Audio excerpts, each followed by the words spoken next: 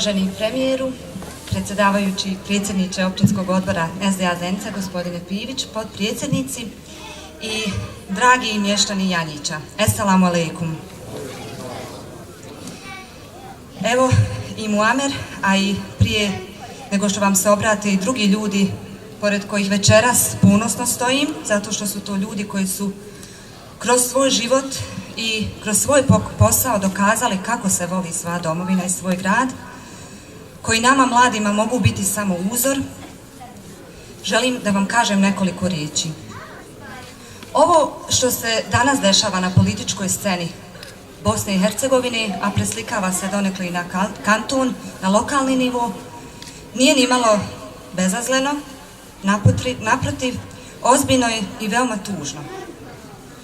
Svjedoci smo političkog djelovanja već poznatih političkih stranaka, ali i ovih novih stranaka, predvođenih već dobro poznatim likovima, kojima je ne samo cilj, nego sve više sam uvjerena u to i zadatak da rade na razjedinjavanju bošnjačkog naroda.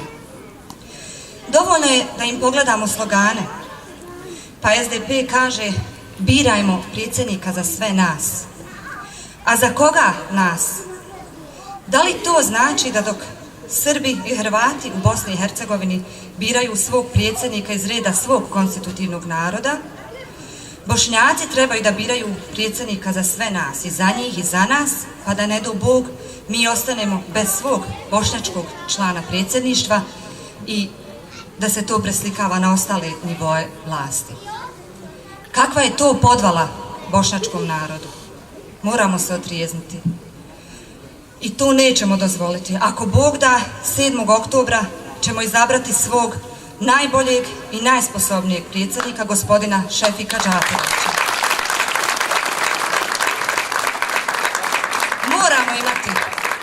Moramo imati svog predsjednika koji će se na najvišim nivoima vlasti boriti za ravnopravnost bošnjačkog naroda sa drugim narodima u Bosni i Hercegovini, to na čitavom teritoriji, i u Republici Srpskoj u Federaciji.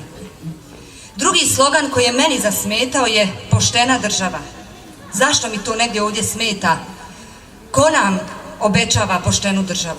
Ljudi koji su milioneri, pa nek dođu ovdje kao ja i stanu i pošteno nam kažu kako su, obnašajući državne funkcije, zaradili te svoje milione.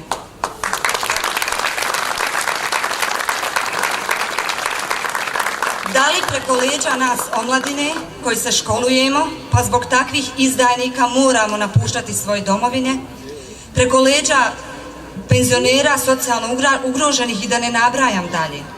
Ama ne dozvoljavam da me iko pravi budalom, a ne dozvolite ni vi da nam se predstavljaju kao ljudi iz naroda, oni koji su na račun države stekli milione.